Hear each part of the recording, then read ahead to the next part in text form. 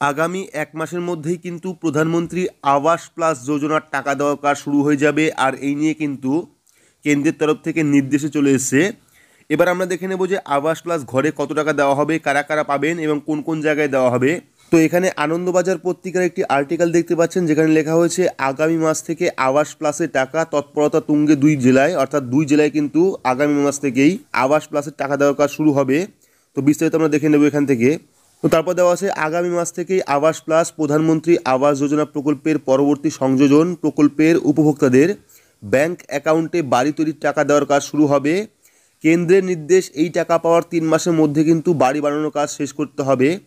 অযোগ্য উপভোক্তার নাম বাতিলের চূড়ান্ত সময়সীমা হলো 25শে ডিসেম্বর, বেঁধে দিয়েছে রাজ্যের পঞ্চায়েত ও গ্রামোন্নয়ন দপ্তর। এর জেরে হাওড়া ও হুগলি 2 জেলার প্রশাসনে কিন্তু তৎপরতা তুঙ্গে, অর্থাৎ ডিসেম্বরের পরেই কিন্তু হাওড়া এবং হুগলি যাদের নাম প্রধানমন্ত্রী আবাস প্লাসে আসে তাদের অ্যাকাউন্টে কিন্তু টাকা ঢুকবে এবং টাকা পাওয়ার 3 মাসের মধ্যেই কিন্তু বাড়ি তৈরির কাজ শেষ করতে হবে। হুগলি জেলা প্রশাসন সূত্রে জানা গিয়েছে, নয়া প্রকল্পে জেলার প্রায় 207টি পঞ্চায়েত থেকে মোট 2,26,024টি পরিবারের নাম নথিভুক্ত করা হয়েছে আবাস প্লাসে। অর্থাৎ শুধুমাত্র হুগলি জেলাতেই কিন্তু 207টি পঞ্চায়েতে টোটাল 2,26,024টি পরিবারের নাম নথিভুক্ত হয়েছে আবাস প্লাসে, যার মধ্যে অনেকে প্রকল্পের অযোগ্য বলে বিভিন্ন মহলের অভিযোগ। সেই তালিকা যাচাই করার কাজ এতদিন ঢিমে ঢালে চলছিল বলে অভিযোগ। এর ফলে প্রকৃত উপভোক্তাদের তালিকা তৈরি করা যাবে কিনা তা নিয়ে কিন্তু সংশয় তৈরি হয়েছে। গোটা কাজ কিন্তু হচ্ছে একটি পোর্টালে, অর্থাৎ একটি ওয়েবসাইটে কিন্তু এই কাজটা করা হচ্ছে, এবং কোন ওয়েবসাইট থেকে হচ্ছে, কিভাবে আপনারা এই লিস্ট দেখবেন, এ নিয়ে কিন্তু আমরা আপডেট দেব। পরবর্তী কী লেখা হয়েছে আমরা দেখে নেব। তো তারপরে এখানে দেখুন, জেলা প্রশাসনের একটি সূত্রে জানা গিয়েছে, গত রবিবার পর্যন্ত উপভোক্তাদের আধার সংযোজন সম্পূর্ণ হয়েছে মাত্র 3টি পঞ্চায়েতে। জব কার্ড যাচাই সম্পূর্ণ হয়েছে 17টি পঞ্চায়েতে। প্রকল্পের অনুপযুক্ত চিহ্নিত করার কাজ শেষ হয়েছে টোটাল 12টি পঞ্চায়েতে।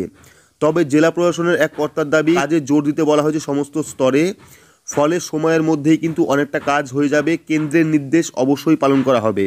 একই দাবি কিন্তু হাওড়া জেলা প্রশাসনের এক কর্তাও। জেলা প্রশাসন জানিয়েছে, এ পর্যন্ত জেলায় প্রায় 1.5 লক্ষ পরিবার এই প্রকল্পের উপভোক্তা হিসেবে বাছাই করা হয়েছে।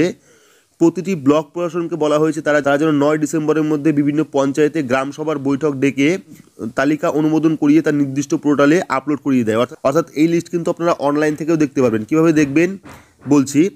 প্রশাসন সূত্রে জানা গিয়েছে, 2011 সালে অর্থনৈতিক সমীক্ষায় গ্রামের যে সকল গরিব মানুষের নাম ছিল তাদের প্রধানমন্ত্রী আবাস যোজনা বাড়ি তৈরির জন্য 1,20,000 টাকা করে দেওয়া হতো। রাজ্যে অবশ্য প্রকল্পের নাম বাংলার আবাস যোজনা নামে চালু ছিল। পরে দেখা যায় বহু গরিব গৃহহীন মানুষ আছেন যাদের নাম 2011 সালের তালিকায় ছিল না, ফলে তারা কিন্তু বাড়ি তৈরির টাকা পাননি। তাদের জন্য 2018 সালে কেন্দ্র ফের একটি সমীক্ষা তৈরি করে। সেই তালিকায় গৃহহীনদের বাড়ি তৈরির জন্য আবাস প্লাস প্রকল্প চালু করে কেন্দ্র। অর্থাৎ এটা কিন্তু আবাস যোজনা নয়, এটা আবাস প্লাস যোজনা, ঠিক আছে। তারপরে দেখুন, প্রধানমন্ত্রী আবাস যোজনায় এ রাজ্য থেকে নানা অনিয়মের অভিযোগ ওঠায় কেন্দ্র প্রশ্ন তোলে, সেই বেনিয়ম যাতে আবাস প্লাসে না হয় সেজন্য কিন্তু বেশ কিছু নিয়মকানুন মানার নির্দেশ দেয় কেন্দ্র। তো আপনারা বুঝতেই পেরেছেন, ডিসেম্বরের মধ্যেই কিন্তু, ডিসেম্বরের পরেই কিন্তু আবাস প্লাস প্রকল্পের মাধ্যমে প্রত্যেককেই 1,20,000 টাকা দেওয়া হবে যাদের নাম আবাস প্লাস যোজনায় উঠেছে। তো আবাস প্লাসের লিস্ট কীভাবে দেখতে হয় এ নিয়ে কিন্তু অবশ্যই পরবর্তী আপডেট আসবে। যখন আপডেট আসবে তখন আপনাদের অবশ্যই জানাবো আপনারা লিস্ট কীভাবে দেখবেন আবাস প্লাসের, এই নিয়ে কিন্তু আমরা ভিডিও আপলোড করব।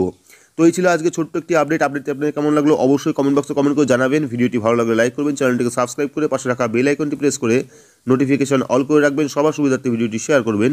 তো আজকের মতো এটুকুই, ধন্যবাদ।